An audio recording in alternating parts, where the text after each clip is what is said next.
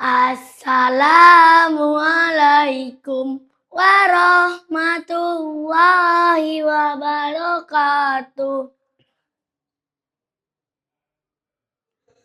Tabi pun. Halo teman-teman, perkenalkan nama saya Alfansyah Rashid. Saya dari SDIT Baitul Muslim Wai Jepara, Kabupaten Lampung Timur, akan membawakan sebuah cerita rakyat Lampung yang berjudul Sang Auk, yang artinya anak yatim. Tapi sebelum saya mulai ceritanya, saya ingin berpantun dulu nih.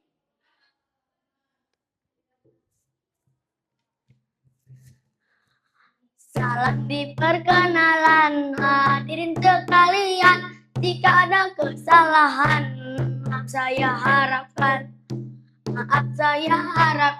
Cerita ditampilkan, hadirin kehormatan. Ini tampilan.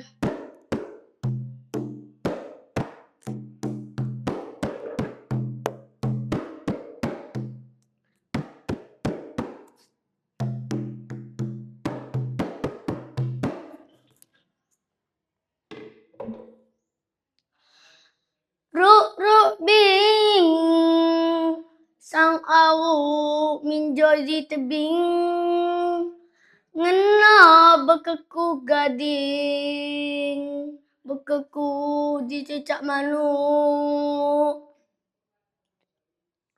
Manuk ditetes elau, elau diukkan kibau, kibau ditetes isem, isem dikan putri.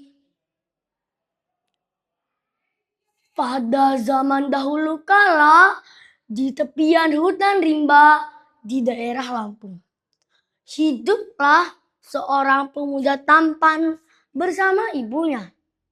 Sementara sang ayah telah lama meninggal dunia. Karena ia tidak mempunyai ayah lagi, maka penduduk sekitar menyebutnya dengan panggilan Sang Auk, yang artinya anak yatim. Sang Auk bersama ibunya tinggal di sebuah rumah kecil yang tidak jauh dari istana yang dipimpin oleh raja yang bijaksana. Setiap hari Sang Auk kerjanya hanya memancing ikan di sungai, mulai dari pagi hingga petang. Hasil dari yang memancing itulah yang akan dimasak oleh ibunya, kemudian dimakan bersama. Di suatu pagi yang cerah, seperti biasa, Sang Auk ingin pergi ke sungai. Ia menyiapkan alat penangkap ikan yang biasa ia gunakan sehari-hari. Kemudian bergegas berangkat. Sesampainya di tepi sungai, Sang Auk mencari tempat yang teduh, kemudian memasukkan umpannya. Hari mulai siang, tidak seekor ikan pun ia dapatkan. Hanya seekor keong emas yang mengisi wadahnya. Namun Sang Auk tetap bersabar, menunggu ikan menghampiri umpannya sampai hari menjelang sore. Sementara itu, tampak dari kejauhan seorang raja yang gagah perkasa sedang berjalan-jalan diiringi para prajuritnya sambil membawa ayam jago kesayangannya. Sang raja itu menghampiri Sang Auk di tepi sungai. "Sedang apa, hai anak muda?" tanya raja. "Saya sedang mencari ikan, wahai sang raja," jawab Sang Auk. "Mana ikan yang kau dapat?" tanya raja kembali. "Hingga pagi hingga sore begini, tidak seekor ikan pun saya dapatkan. Hanya seekor keong emas ini saja." Selagi sang raja asik berbincang dengan Sang Auk, tiba-tiba ayam jago sang raja memakan keong emas Sang Auk. Sang Auk terkejut lalu berteriak, "Wahai sang raja, ayam jago sang raja memakan keong emas saya." Melihat kejadian itu, sang raja yang bijaksana memutuskan untuk mengganti keong emas sang Awu dengan ayam jago kesayangannya. Ambillah ayam jago ini untukmu, Awu. Rawatlah dengan baik. Sang Awu sangat bahagia. Ia pulang ke rumah dengan penuh semangat. Sesampainya di rumah, ayam tersebut diikat pada sebuah alu yang disandarkannya di dinding belakang rumahnya. Di suatu pagi yang cerah, Awu terbangun dari tidurnya. Seperti biasa, sang Awu bergegas menuju belakang rumahnya untuk melihat ayam jago kesayangannya. Namun alangkah terkejutnya ia melihat ayam jago kesayangannya telah mati tertimpa alu. Sang Awu sangat sedih. Ia melaporkan kepada sang raja. Wahai sang raja, ayam jago yang raja berikan kepada saya telah mati tertimpa alu. Ucap sang Awu. Raja pun menjawab.